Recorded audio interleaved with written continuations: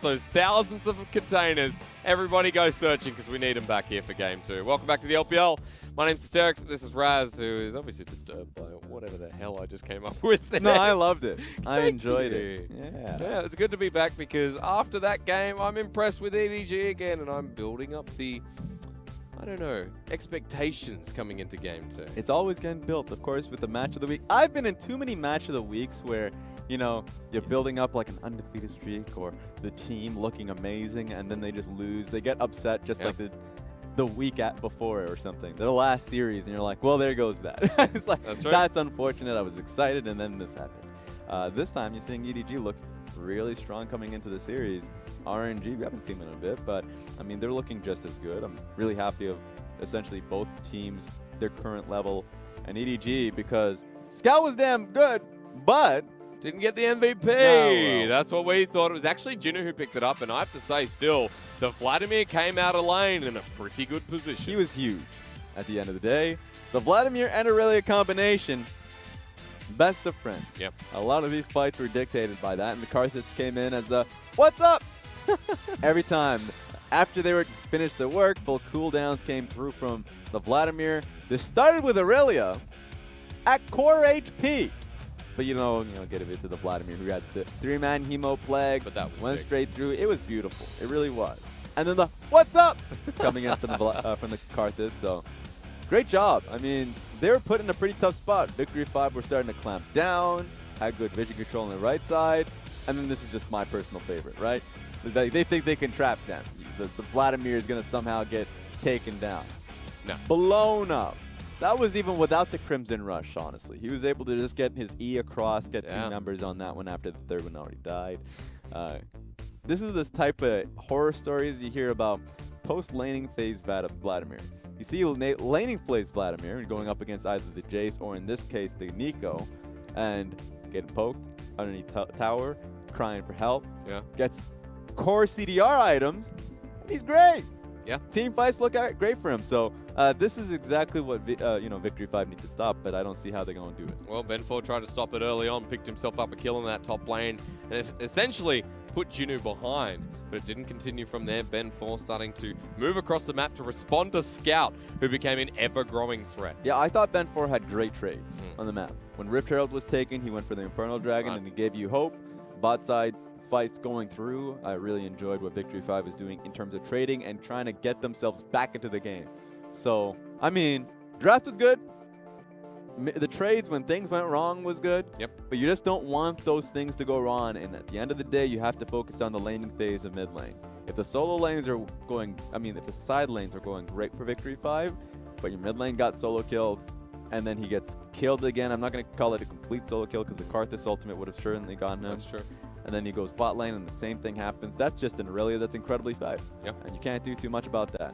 Well, Ben4, I want to give some commendation is the right word, yeah? Yeah, it works. I think I wouldn't know English with how many questions I ask about it. But Ben4 on the Nidalee, you need to be proactive early on, and that's what he was. So it's good to see that Ben4 was taking leadership in that first game.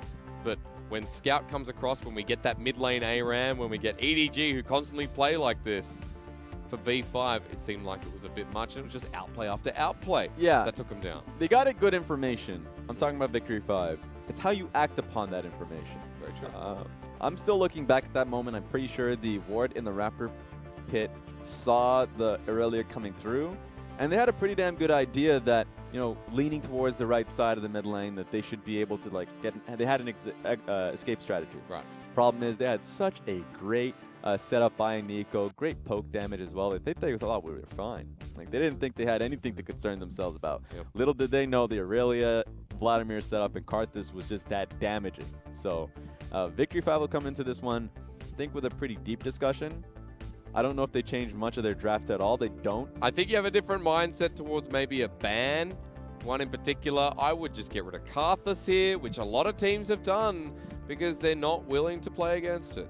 I think they only get rid of the Karthus if they don't want to have the strategy of heavy invade and put resources into Ben4. Okay, that's very fair. Because they are far more comfortable when Ben4 is in a facilitating role. So I would agree with you. Get rid of the Karthus not because you're overly afraid of it, but it's because they're not comfortable and haven't put on stage in terms of challenging it, right? If you're Dominus, and I'm talking about Dominus last split when they were a playoff team. You keep giving them Karthus so you can invade upon them, get good lane advantages. Karthus in the LPL never picked up of a jungler because unless if you're a BLG, you couldn't keep the game state slow enough. Yes. You couldn't keep it like away from heavy early skirmishes, and so the Karthus was always put in awkward situations where he needed support, he needed a Nautilus or something to take the heavy load and burden, but it never really came up. So it's fun that it's coming back. And on EDG, who were at one point our quickest team in the LPL, they had the fastest game time. Although not in quick the way they play, their games were ending before a pick like Karthus could get online. Yeah, they're just so active across all 3 lanes. This game was just fight after fight, every lane at the same time. The observers were just like, when can we just have like split screens, right? At some point, just so that the audience always has an idea what's happening within these lanes. But that's the style of EDG. If you look at iBoy, iBoy is never going to be playing it safe, right? Yeah. He's going to try and get as much of an advantage as he can in the lane matchup that he has. And Scout's incredibly active. Jinoo coming in from LGD and Victory 5. Yeah, it's the old how you doing matchup. They know very well how aggressive he is as a player. So it's kind of fun to be able to see Ben4 going up against his former top laner. Yep. You know, I suppose same goes to Y4. And Y4 knows Jinoo so damn well. Yeah. Came into Victory 5 with him when they were both on LGD. Yep. And then he's been on the same team with him 2 times, and now he's facing him too. So they're not in the same lanes, but god damn it, you should have known in the mid game when you were grouping up that Jinoo's going to go for those plays. Remember my name. Game 1, that was enough to do so. And when he thought Scout or Jinoo was MVP, well, take away this from Game 1. Both the solo lanes of EDG destroyed V5. And let's see what changes coming into Game 2, because maybe that mentality shift is going to be enough to bring V5 into this. Yeah. And once again, don't be surprised if you're in Game 2 and there are no changes in the pick and ban. I just feel like Victory 5, once again, 2 series in a row, they get exactly what they wanted. The early game leads were pretty good, and it's just more so the onus on this individual player, mid lane, Mole, just saying, okay, I took a bad trade, I lost to it.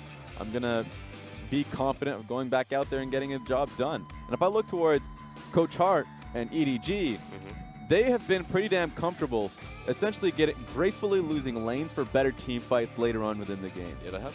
That's something they've been incredibly comfortable for. I wonder how that's going to be faring going up against RNG, but this is when they get tested today for that. V5 full of surprises. Game 2 will show us that that surprise can take us all the way. Let's go again. And the Karthus band away, Raz. EDG on red once more.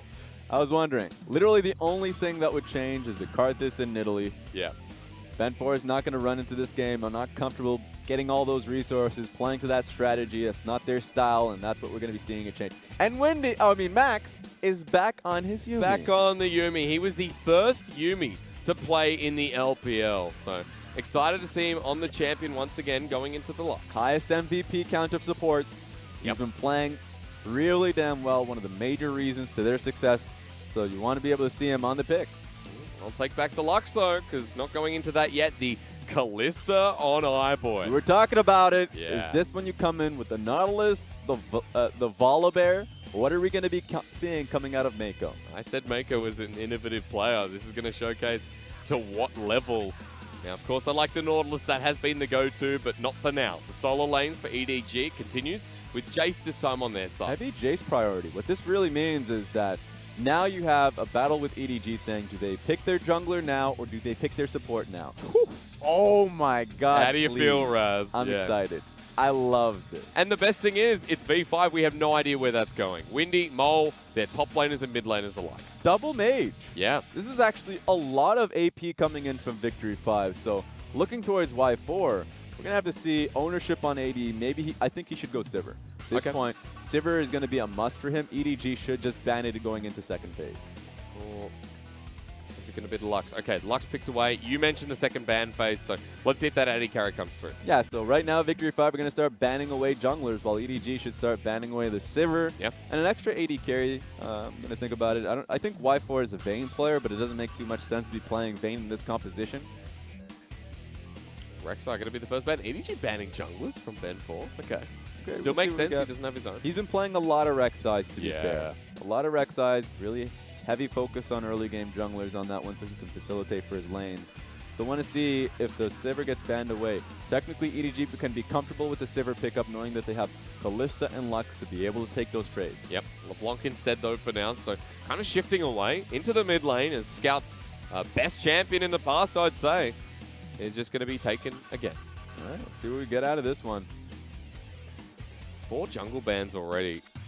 Do we go for a 5th? Because then we start getting to the B-tier junglers that we don't see. Sejuani still up and available, which was the priority, but instead we go for the Aurelia. Well, both of these junglers are great Lee Sin players.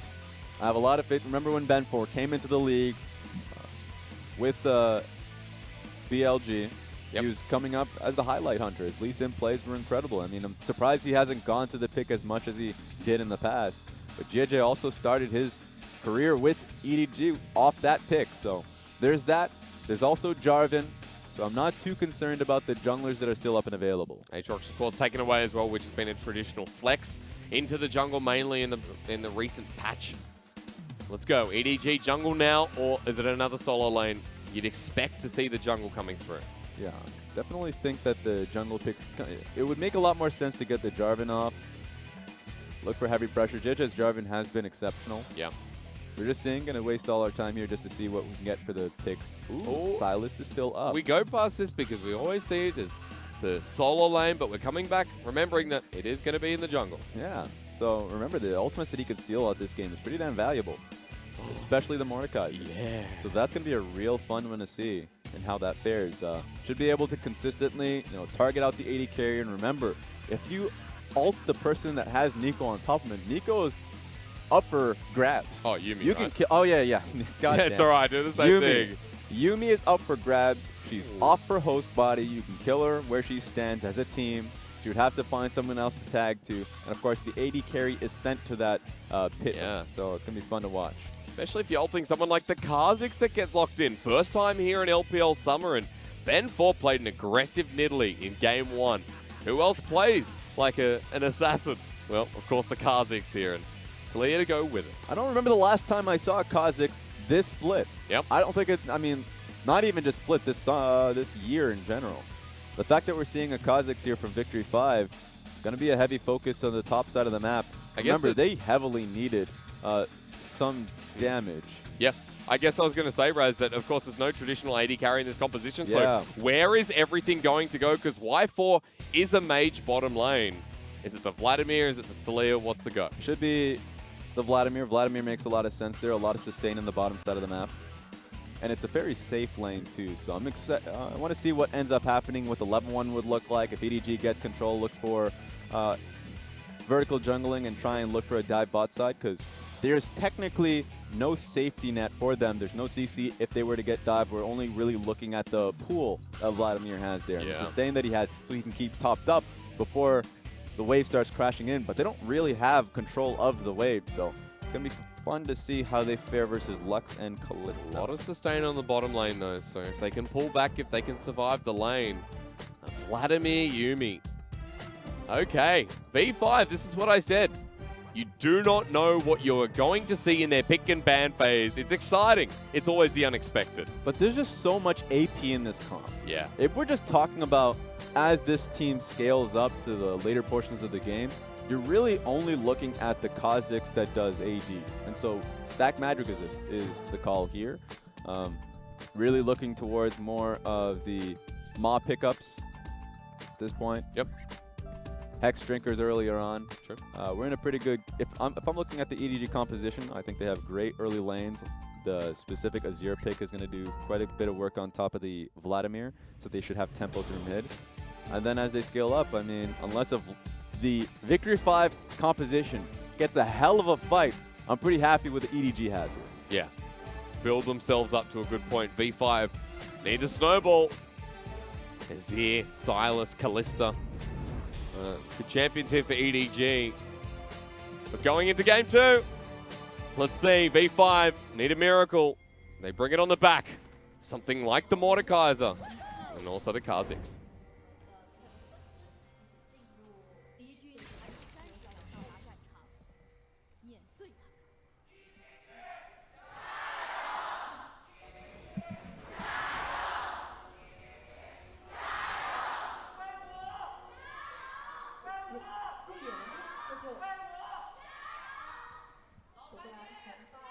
Yeah, get those LGD chants in there. We're in Shanghai tonight, folks, for EDG and V5. And of course, no home arena for these two, so we begin game 2. But EDG is doing exactly what I mentioned. We'll have to see if they stick around, though, because talking about the point of vertical jungling, you can get so much out of Victory 5. V5 were actually just in standard lane matchups, with the jungle picks being, let's just say 1v1, like Kha'Zix can match Sylas wherever he goes, then I'm a little bit concerned for the Sylas. But if we have vertical jungling, Kha'Zix has to trade size. Sylas gets the full clear. You are pointing to something with the Azir going up top lane. Of course. But I'm actually really happy EDG can pressure through bottom lane pretty easily, put Y4 and Max on the back end. And now that we're seeing size being traded here, I'm pretty happy with EDG solo lanes. Jace is going to be able to deal quite well with the Mordekaiser in the mid lane. Yeah. Or, I mean, the with the Talia, Talia. right? Yeah. Oh, that's a flash forward. Meiko lands the binding. Now, you say, okay, Raz, that's all it's going to be is Meiko really felt that one. But now you just start slow pushing this lane and harass Y4 before he even gets to the wave. True. That was the concern. You already see pings coming down. Sylas is clued into the problems that Vladimir has here. Yeah. This could be a very early dive coming through.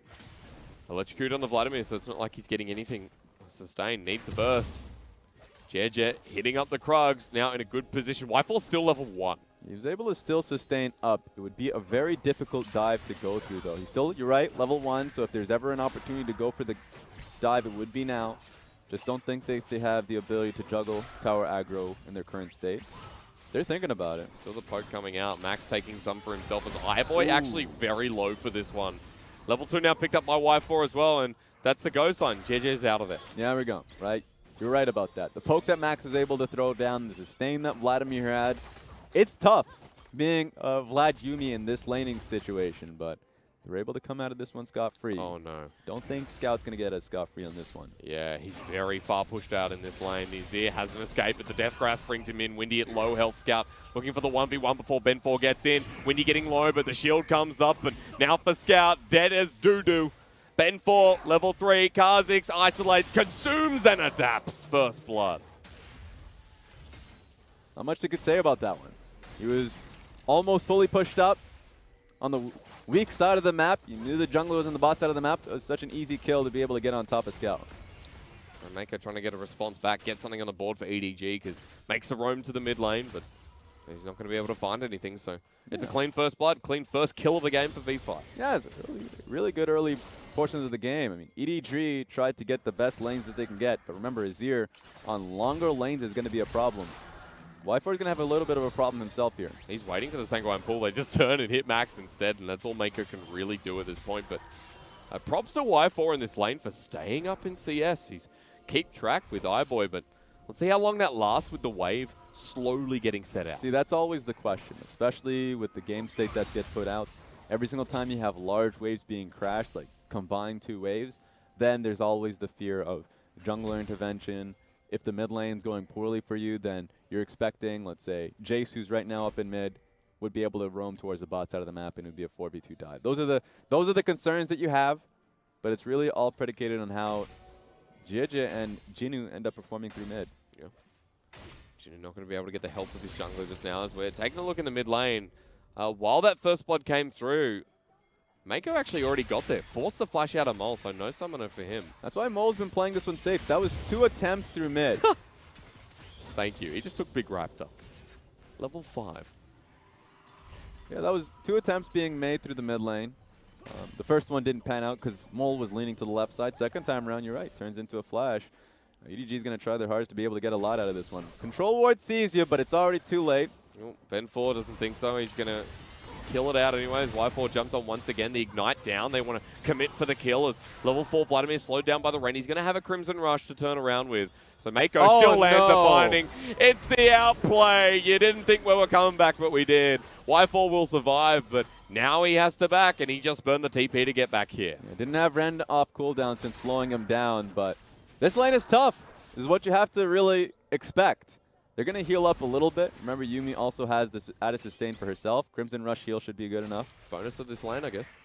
But I mean, this is how tough it is, and now they're so far behind in lane. Oh no, Jinoo's on the wrong side of the mid lane as well. The Ignite's going to be dropped down, and Ben4 going to get the slow down. Here's the flash, the isolation, the kill. Not going to come through as Jinoo just walks back and says, I'm still alive. At least he does. Remember, no flash on Mole on this one, so Jinoo's going to be able to get at that one easily. Ooh, Meiko's coming in as well. You cheeky devil, you. Another classic roam from an LPL support. Yeah, just giving him some help so he can shove out the lane. That's the support that we're seeing here. Oh, be careful where you land. No matter on him, they jump anyway. And the instant execution from Jiejie. Ben4 cancels the back to come in, but it's too late. How frustrating is that? You come to help Mole out, and he still put it in such a bad position. Yeah.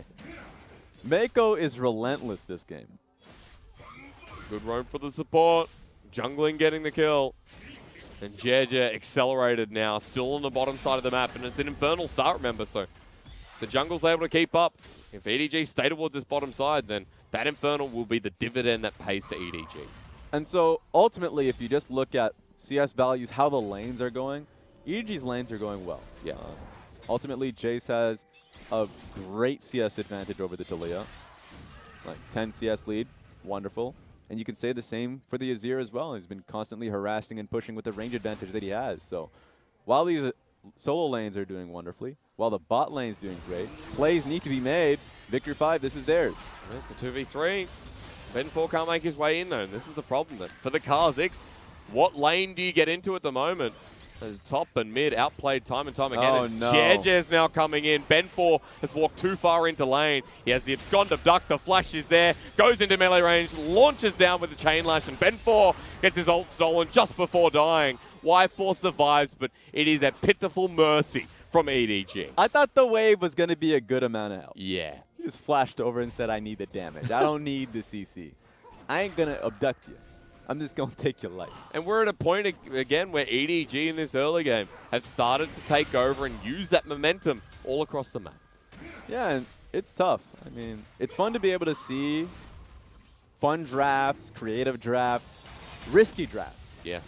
Risky's a great way to put this one.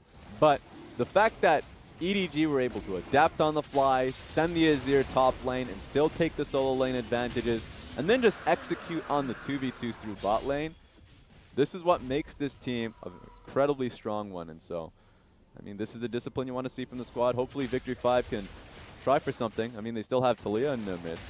Taliyah and Kha'Zix, Yep. especially Taliyah post 6.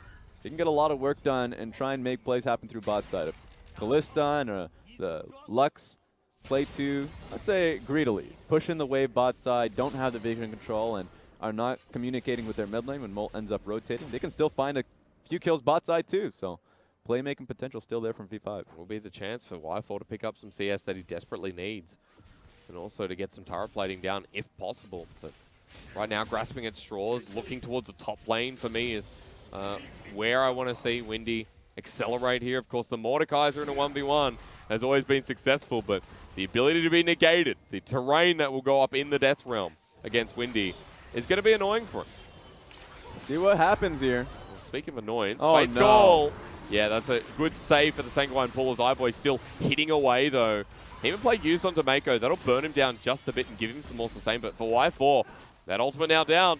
No summoners available still. I'm a little happier here for Y4 and Max because ultimately they're going to be still topped up underneath lane. The trade between iBoy and Meiko is going to stick a little bit longer with the potions running down. So I think once again they're back to being in a safe spot. He'll just continue to soldier on though. Y4 pushed up against his turret. We're junglers right now. Well, Ben4 cleared out the majority of his top side, heading down bottom. While the Silas is hovering around mid now for Jiejie, looking for the Taliyah once again. This is a pretty dangerous position for EDG's bot lane, but speaking of danger, hello? Look, they're both in the side brushes. Attack! Ready? Surprise! Mole, jump, flash! Jiejie wants to go in anyway, doesn't get the abscond abduct, gonna get poked out a little bit. It's Ben4 looking for the counter engage, pops into the ultimate. Surprise! It's Mole who launches him down. Good kill for V5. Great reaction too. It costed Mole both his summoners. Being able to get back on that one. On the board. Victory 5 are doing well now. Seems like there's a surprise party going on all over Summoner's Rift. Whoever can get the last laugh is off the back of that kill, they'll head up to Rift Herald too. before that play, I was talking about the vision control being dangerous for EDG on the bot side, right? Oh, you did. And it kind of extended to what happened in that mid lane play. The control ward in the enemy red side jungle, bot side quadrant is pretty valuable for V5. They can actually move from mid to bot pretty easily, but take a look at Jinoo. Good position alongside Scout. The Soldier going to give them some vision over the wall. Jinoo coming in here as well. Scout hits it, but the smite is secured for Ben 4. Has the Emperor's Divide, sends Windy back, but into the Death Realm. Scout, have fun with the party. The extra stats stolen, and now Windy feels like a big cheese. Abscond, Abduct doesn't connect, and Windy has been kiting out. Sends the Mace down once again. Here comes the ultimate from Talia. Mole looking for the shove back as Cat on top of him too. EDG, the fight, Gorn arrives. Jiejie survives. Kingslayer gets him back healthy. And the jungler lashes out, gets angry. The binding connects to a double kill. And you hate to see it because V5, it looked like it was theirs. EDG roamed. They ended up basing and coming back to help their comrades in the fight. And you saw Silas throw out his own Death Realm. That was crazy to be able to see because I thought V5 were going to win that fight. Below 50%. Kingslayer just sucks so much, but so good for Jiejie, who's now 3-1-2 and shoves this massive lane into the mid wave. My God. Whenever you count out EDG, I'll even throw in like, RNG, FPX, they're able to field down. They just add more numbers. Speaking of numbers, good luck, Windy. Insult to injury is what I'm going to say here. As Windy underneath the turret, Jinoo jumps on, he can't get the Death Grasp, but even underneath the Ignite, and the kill for Jiejie, killing spree, no doubters. EDG with 4 members now get the free gold's worth. They just had no eyes on it. Look at the blue side jungle right now for Victory 5. Completely warded up. 2 control wards. Makes it far easier for EDG to start moving across 2 lanes. And sure, you're right. I mean, the smite went down.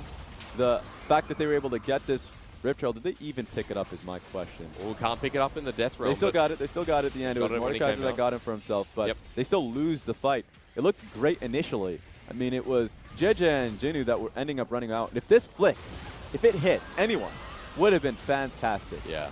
But Jiejie, and you also talked about the Kingslayer, was able to get through and be able to pick up the kills. So nice collapse coming in from the rest of the members in EDG.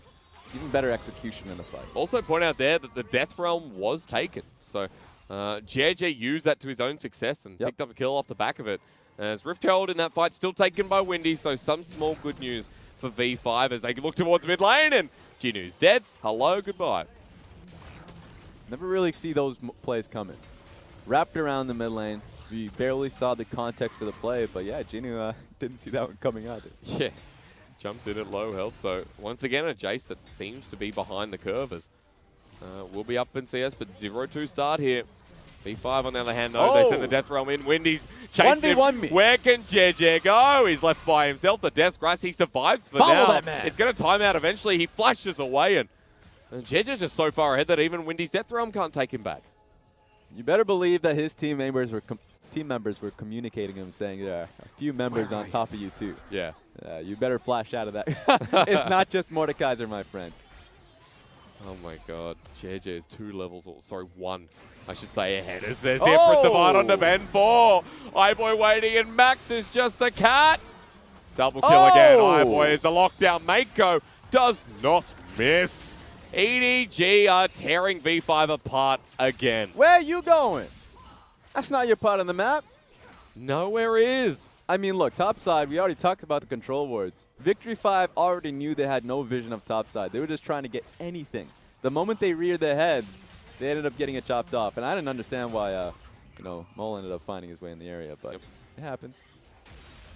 Just trying to find that pick, as you mentioned, as it was Scout in the mid lane that they fell attracted to. Okay, so they thought that they can get the pick. We didn't see the initial play, but wonderful. I mean, they thought that they had that one opportunity. Windy, though, I think went a little bit too far. Everything else I could understand. Thought they can get a cheeky kill with how they were behind this game. A worthwhile risk, you'd have to believe. But Talia was trying to get into damage control, and too much damage is actually laid out. Yeah, Mole just wanted something out of the back of the plane. Instead of cutting losses, V5 falling into the depths of despair this game. 6K gold lead. EDG, look at turret plating for iBoy and Meiko. That is 1,120 gold just on this bottom lane. It's disgusting. I mean, it really is. I mean, Vladimir, we understood that the fact that it was going to get shoved in, it was going to get heavily harassed, waves crashing in on it. So coming into the draft, I wasn't a particular fan of V5's composition, not only because you can heavily itemize versus it. Yep. Like that was one of my initial concerns. But on top of that, I mean the bottom lane and the solo lanes would be in really a real tough position in how they would get shoved in. Skirmishing matchups with Jace. Okay, let's get him. Vladimir going to help get this one. Scout pops the ulti out, almost takes Y4 down with him, but Ben4 picks up yet another kill, and V5 now actually have a lane to play. I mean, but it's a little bit too far from the major issue through mid lane. So Okay. this is great. They're getting some good damage, but they lost the bottom lane turret. If you look towards mid lane, there are waves stacking up. So inevitably, Victory 5 are not going to take this tower. They're going to have to respond to what EDG is doing on the bot side. They stayed for the other wave. I was concerned that they'd go through with it, because here's mid now. Meiko and iBoy by themselves, and the fact that the seismic shove just misses there, Mole's damage threat out the window. I still like the fact that Victory 5 are trading for something. They're not taking it lying down, but Yeah. they still have to respond to this. EDG are primed to take this inner mid lane tower. You know what fears me? Jiejie has a Death Realm. The Silas walking around with a Mordekaiser ultimate means anyone out of place who's going to take him down. Look, it's fun to see, and it's like a bug waiting to happen. Yeah. You don't know what exists. Oh, here it is. Okay. Use the Death Realm. Oh, he doesn't need to. He just deletes it. He finds Max. It's the bonus. I would love to see the Death Realm onto Windy. Yeah, maybe. It's a big maybe. I don't think you want to touch that, Of though. course, you don't want to do it near turrets, because turrets will You just also don't want to target do you. it with the Mordekaiser. Yeah, maybe. Windy is a level ahead, but we'll see, because EDG still picked up the kill at the end of the day, and this is getting to the point where V5 trying so hard, but EDG are miles ahead, items ahead at this point. I mean, at the end of the day, this is what EDG are known for. Yep. Stronger vision control. And when they're not having their random ruts, problems with earlier shot calling, being on the same page, when they're on the same page, this is what you see them in playoff mode. So this is a great lesson for Victory 5, but they still have a shot. Yep. I mean, mistakes are they're still prone to make mistakes, so. But how do you overcome a Callista with 5,000 more gold than you? You don't. You get to 45 minutes and you pray. I mean, you're praying that you even get to 45 minutes. We're 18 minutes into the game. Baron hasn't Buckle in. even spawned. Yeah. Baron, my friends, hasn't even woken up. 18 minutes in the game. iBoy's level 11. He's the same as Jinoo, and Jinoo's a solo laner, so showing the good rhythm here for EDG's bottom lane is Y4 now suffering against Scout. Well, there you go. There's a Pierce. They should still have one member mid. They had a wave crashing through at the same time in the mid lane, but no one was holding hands with that wave, so it was, they could also combat push-up top lane wave while mid lane wave was going through. That's just one nitpick mistake that I saw from EDG, but you can already see him taking this inner tower top lane now. Wow, yeah, just 5 members launch onto it, dead in an instant. Mole walking away after accelerated shock blast, and EDG walking through the gaps in vision here, and they're still set up for Baron. See if they want to time their backs and get ready for a quick rush or lure V5 closer to it. There are just no wards right now on the side of Victory 5. They can't place any wards. You already see that single ward that they have. Oh, no. Oh, that's an interesting ult. The final spark to come through at half health. The bait gets lured in, but you know what? The cat help can also see the same thing as Jinoo gets launched onto Windy in his Death Realm. No, he's about to come out and get ready. Windy, hello. Good to see you again, as the launch back from Meiko is good, but they just launch onto Mole. It's a 2 for 0-1. Ben4 has the cat. Flashes away. iBoy is about to tap a tap. Get ready. 1, 2, 3, 4, and 5. EDG clean. Make that 6. Ben4, you know you're dead. Flash, tap. Count it with me again. How's that for Ben4? Another double. Third of the game for iBoy as a full-blown ace comes through. They got him. The fact that they were able to get Yuumi mid-air too. Goddamn. Styling on V5. If this doesn't hype you up for the prospects of EDG versus RNG, then I don't know what will. I mean, this. So I've seen a few wrestling matches, and Yeah? this feels like one of those jobber matches. It doesn't feel like this was. It looked like a bait. They knew that Yuumi was there, and even though the final chapter came through, far more members on the side of EDG. Jinoo comes in on the flank, and this is a pretty good ultimate coming in from Windy to at least get something worth their troubles. It was more so the confusion on Victory 5's behalf, that even when it was unsuccessful, what do they do after this? Mole gets picked off, trying to see if he can nail any support. You can also see Ben4 like ulting through members. Yeah. So the goal of the rest of the cast not very clear. I just love this that iBoy doesn't need to stop. And that's when a Kalista with BT is unkillable as a front line. Oh, mid-air, you're right. That was beautiful. I guess we're just going to see the entire thing. And the kitchen thing, yeah.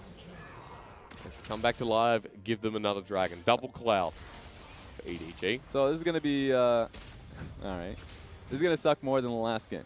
Yep. Because essentially you're just going to see, at least they're doing Baron now. iBoy's soloing it. Meiko, give him a shield.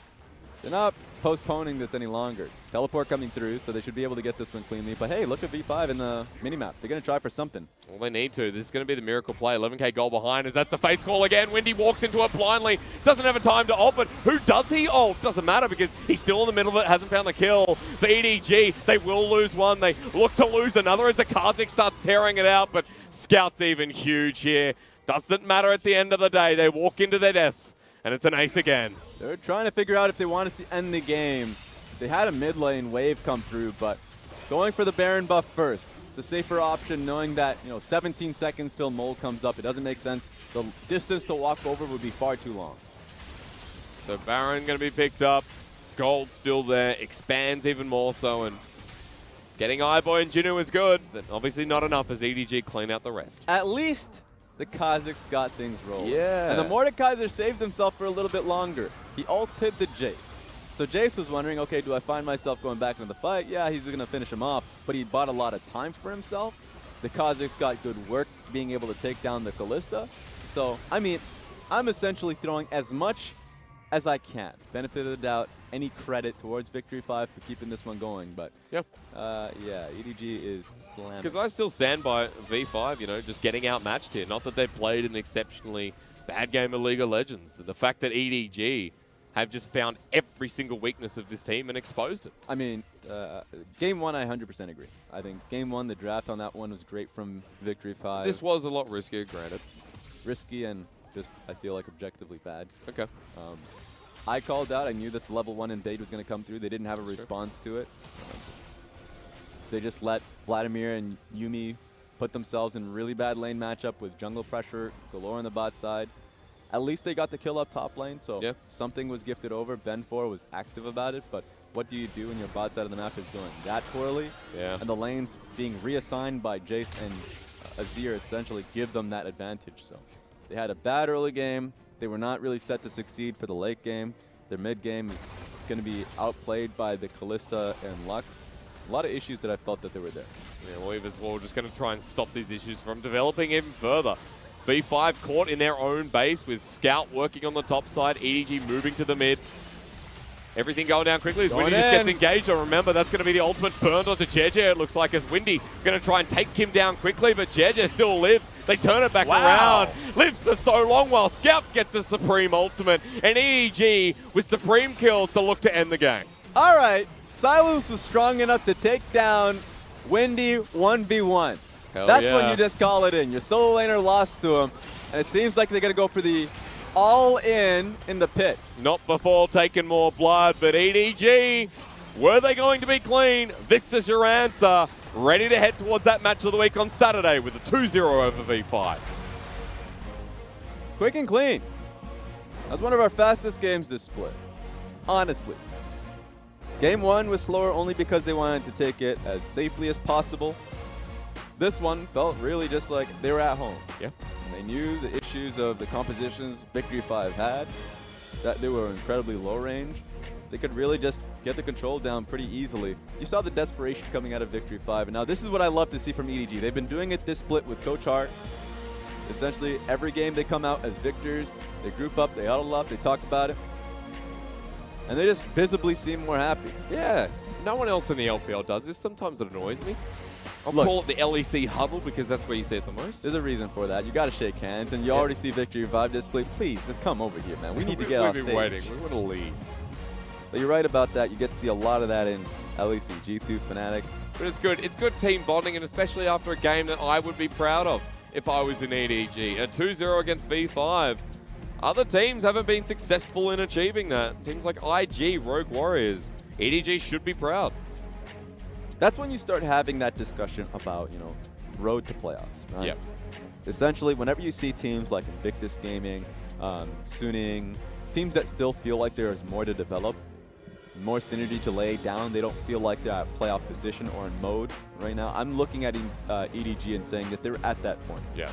They feel like they're communicating amongst themselves quite easily. Their victory versus LNG was a lot more telling. That was fast as well. Great 2v2 through mid that was able to secure it. And it's mostly because of Scout. Scout has been playing incredibly well this series. I mean, this split as well. So, good stuff coming out of the EDG roster. I know fans are going to be happy to see EDG in form. Playoff team heading towards that margin. And for someone like Jiejie, it's great because new jungler, first split, and he's performing out of his right mind too. Yeah, every time you start saying it's over for EDG, that they're not going to make it to Worlds this time around. It's only just begun. They found a way. Yeah. They found a way. They're making it towards playoffs once again. They're letting everyone know that essentially what happened in the first round of playoffs was just that one-off. You got to wait and see, but they look clean. They look like they're playing out well. We still need to see their future games. The one versus RNG is the one that you mentioned. Hey, I mean, they got revenge, just coming back to playoffs, against TMO. That was their first game of the first series of the split. A lot of teams got revenge off DMO. Just about everybody in the damn mother that's pretty fair. Yeah, it's pretty fair. But again, it's the same gold graph, the same clean game, the same sweep through of V5. And again, repeat my point, that's what you want to see out of a playoff team against a team that has been upsetting teams heading towards playoffs. There are going to be some damn good games in the future. I know you're talking about the, you know, the one versus RNG, EDG versus RNG. The one after that is going to be EDG versus FPX. That's it. So EDG versus FPX, EDG versus RNG. FPX are actually having a lot of great matches, and it's going to be threatening that undefeated run that they had. Yep. So the fact that their next opponent's going to be Invictus Gaming, the one in EDG, and then after that's going to be LNG. It's like another double match of the week. They ended up bundling up all these good games. Yeah. So you have to pay attention coming into the final week of the LPL. I'm just excited that we can look towards EDG as a team that will heavily challenge a good-looking RNG this Saturday. Yep. Like, what did I call this? I called this a warm-up because I was confident that EDG would put their best foot forward, and that's what we got. Yeah, I mean, that's fair. It was a dangerous call. Not even EDG fans are confident when it comes down to that. It was a dangerous call. It is. But it is. off. It did pay off. The fact that I think that whole discussion about like top 3 placements, top 4 placements, it's one that's constantly evolving. Yeah. Because you do have to give a lot of credit and benefit of the doubt to the world champions in Invictus Gaming. FPX, you have to put them up there alongside top esports that are currently second place. It's from that point forward that you do have to have those conversations of EDG, RNG. Let's go through the list because I think we have a lot of strong teams coming right back up in the summer split. Yeah, LNG, BLG. BLG and Suning are the ones that I'm really excited for right now because for both of those teams, not being able to make it to the playoffs last split, having a damn good position right now, looking better right now, especially around Kuro and for Suning around SMLZ. It's good stuff, and I think that if they continue on in this path, we're going to have a real good playoff from round 1 to round, I guess, grand final. I mean, I said that in spring as well, right? Like, it just continues going. That's true. That's true. Because, say that. I mean, I'm just lucky to be here in a year that is just so explosive and so close in the LPL. Yeah, and to just come back on target. I mean, Victory 5, it's not like they're out of it. The fact that they ended up losing to EDG in the fashion that they did, it's a great lesson. Yeah. They still have a lot of great upsets that they had underneath them. So, like, for them, they're in a great spot for the next few series to be able to pick them up, get some good points underneath them, and to have that great match versus, like, Suning. Like, those kind of matches where all the points are on the line is what you love to see. Yeah, you really do. However, before we get into our second series, we are going to have a short break. When we return, we'll be jumping straight into OMG and LNG, who will have to test their limits as well right after this.